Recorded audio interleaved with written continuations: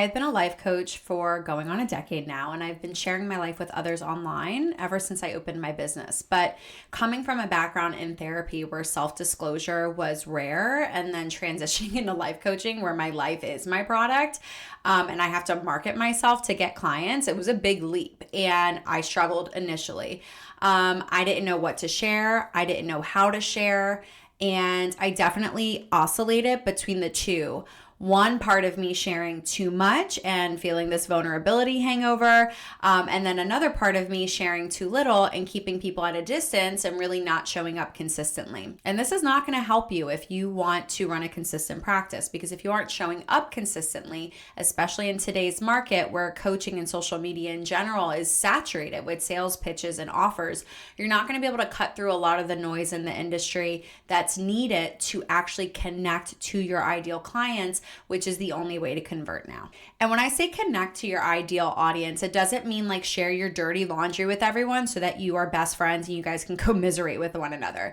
And it also doesn't mean showing up and going into super detail on social media and on the internet about your deepest, darkest secrets and the things that you feel ashamed about or the things that you are currently processing in the moment.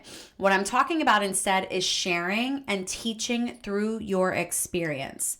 Now, there is a nuance to this, and I feel like I've almost perfected it because I've been doing it for so long and teaching it to so many individuals. But I'm going to be sharing with you my tips and my process on how you can be authentic and be relatable and accessible and open and share online while still maintaining privacy and not feeling like your life is under a microscope and that people are entitled to your personal life. But first, before I give you my tips today, you do have to identify what your personal boundaries are going to be online and in your business, which I would say ideally is based off of your unique positioning. So let me give you an example.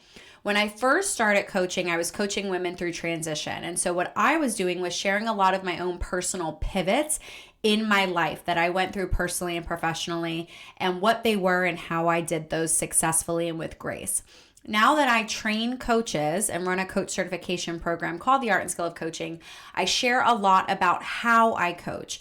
I share a lot about difficult client sessions and my process and tips and what I do to actually help myself as the coach and my clients. So once you first establish what your boundaries are, ideally based off of your unique positioning and branding, here are 3 tips that I'm going to give you to help you show up online in a way that's authentic but respects your privacy. Number 1, don't share the details. This is up to you, but when I share about my personal life in particular, I talk about the experience of the issue and my process forward, not necessarily the details or the context of the circumstance, especially when it involves another person.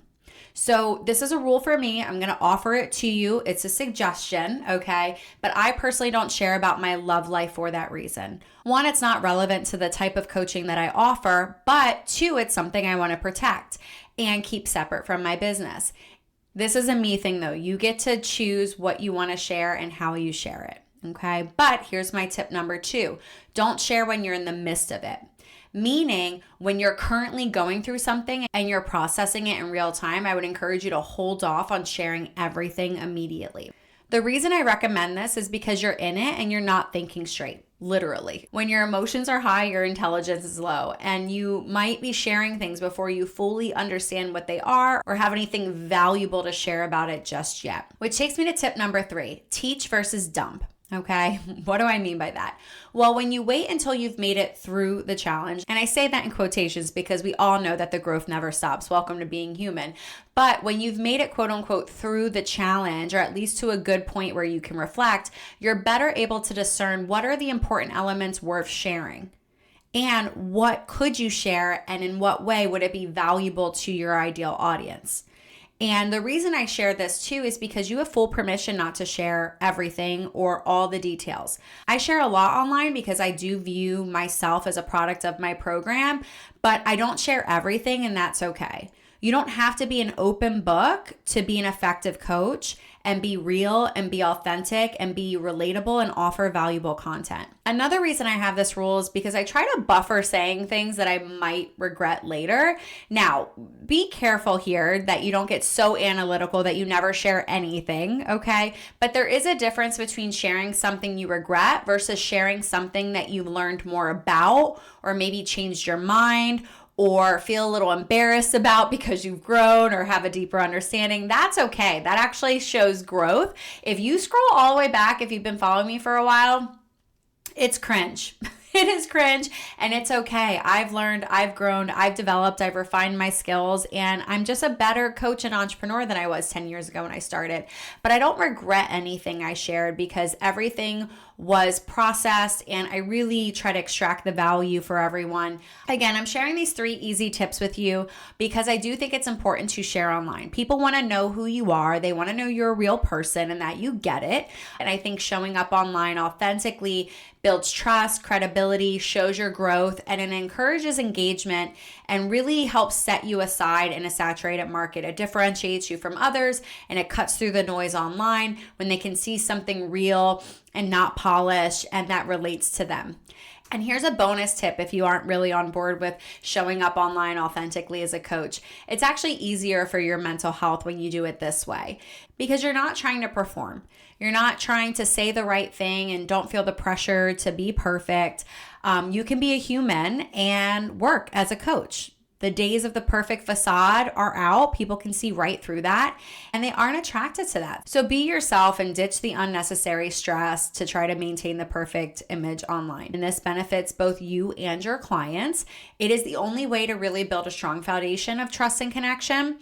So I encourage you to consider what is something that you've overcome recently. Ideally, something that's relevant to your business, your offerings, the type of coaching that you provide, but share it online trying these 3 tips out. Generally sharing without the unnecessary details of the circumstance.